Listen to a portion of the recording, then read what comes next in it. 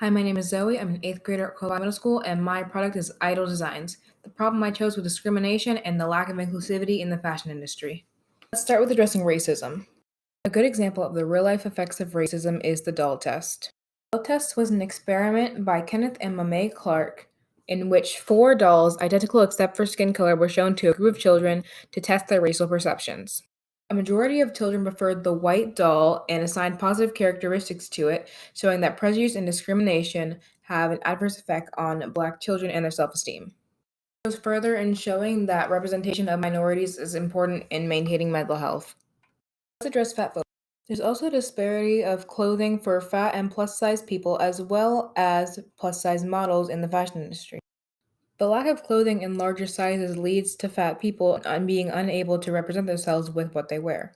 This GAP campaign from 2017 shows a good example of fat phobia. There are lots of different skin colors and types of people, but they're all very skinny and there is no disparity and variation in the size of their bodies.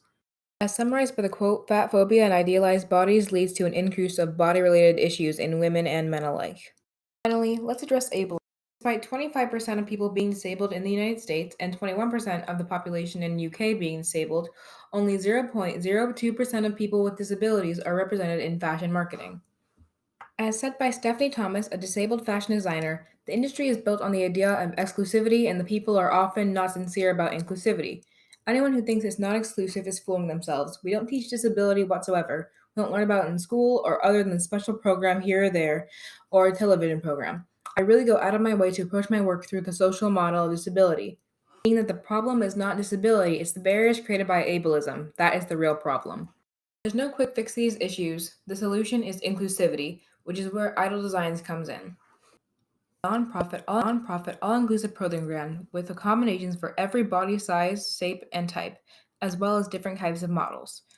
Minority groups have never seen themselves accurately represented in any industry, especially the fashion industry.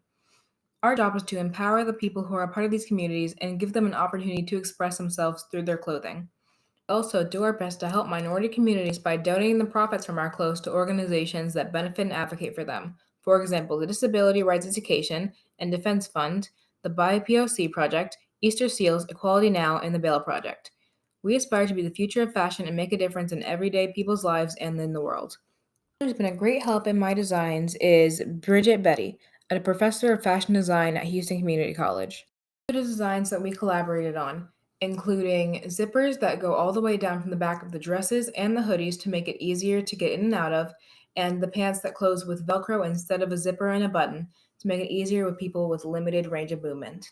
The dress in particular is designed for people in wheelchairs with a shorter back and a longer front to make it easier to sit down for long periods of time.